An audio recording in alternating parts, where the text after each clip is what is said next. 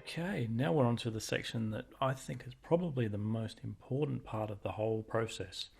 So you're really going to have to pay attention to this one. And what we're going to be doing is creating the images for your Facebook advertising. Now, these really need to be vibrant, they need to stand out. They're going to be showing up in people's news feeds on their PCs in Facebook and on their mobile phones as well. And they've really got to jump out so that people notice them amongst everything else, because they're going to be getting interesting videos and what their friends are doing and all that sort of stuff. So we need to make sure that we're doing something that's going to stand out and capture their attention. And the whole purpose of this is to get them to click through to the Teespring page, because once we're there, we've got them off of Facebook, we've got them into a platform that's about buying. We've got a message on the side which is hopefully going to entice them and give them the call to action and this sense of urgency that they need to buy the shirt today. And it's also going to set up that tracking pixel that we spoke about before a couple of videos back, so that we can then run further ads to them as we get closer to the end of the campaign. Now, what we can do with the Facebook ads as well is we can create a few different ads in different styles, different colors, and we can do split testing to work out which ones are the most effective. And the ads that aren't generating the click-throughs, we can turn those ones off, and we can keep running the ones that are getting us the best result.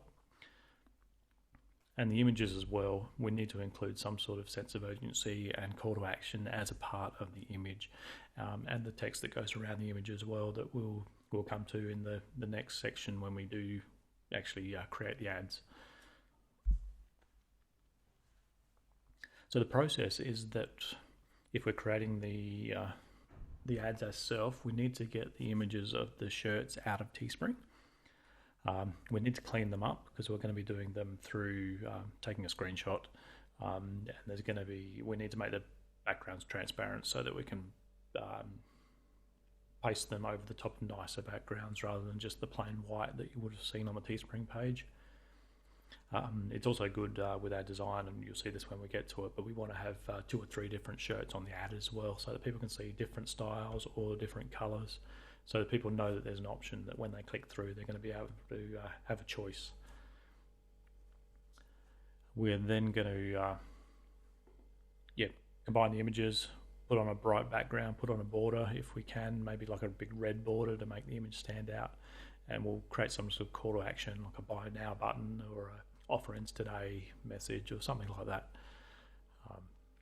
And just a quick mention there that the tools that I like to use include Photoshop Elements, which is a very a cheap version of Photoshop, and it does probably 90% of what the full-blown Photoshop does, but it's much more affordable. It's great for the home user rather than the professional graphic designer.